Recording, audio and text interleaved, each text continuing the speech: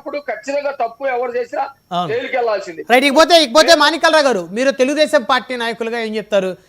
పెద్దిరెడ్డి రామచంద్రరెడ్డి గారు, కొలికపూడి శ్రీనివాస్ గారు ఇద్దరు కూడా ఒక సందర్భంలో ఆ తిరుపతి ఎయిర్పోర్ట్ దగ్గర ఒకరు విష్ చేసుకున్నారు 7 సెకండ్లు మొత్తం ఓవరాల్గా. సో అయితే దాని మీద పెద్ద ఎత్తున కొలికపూడి గారు వైసీపీలో నాడు రఘురామకృష్ణరాజు గారు ఏ విధంగా అయితే తిరుగుబాటు చేశారో అదే విధంగా టీడీపీలో ఆయన తిరుగుబాటు చేయబోతున్నారని చెప్పేసి కొంతమంది దాని మీద విష ప్రచారం చేస్తున్నారు. దాని గురించి ఏం చెప్తారు సార్? మీరే చెబుతున్నారు కదండి విష ప్రచారం అని.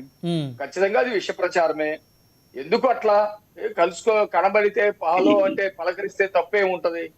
అలాంటి తప్పు ఈ వైసీపీకి సంబంధించినటువంటి వాళ్ళు అమ్మ లేదు, అక్క లేదు, చెల్లి లేదు, సొంతం లేదు, పక్కనోళ్ళు లేదు, విపరీతమైనటువంటి పరిభాషతో విపరీతమైనటువంటి పద్ధతుల్లో ట్రోల్ చేస్తా ఉంటారు. దానిలో భాగంగా చేసిందే అది.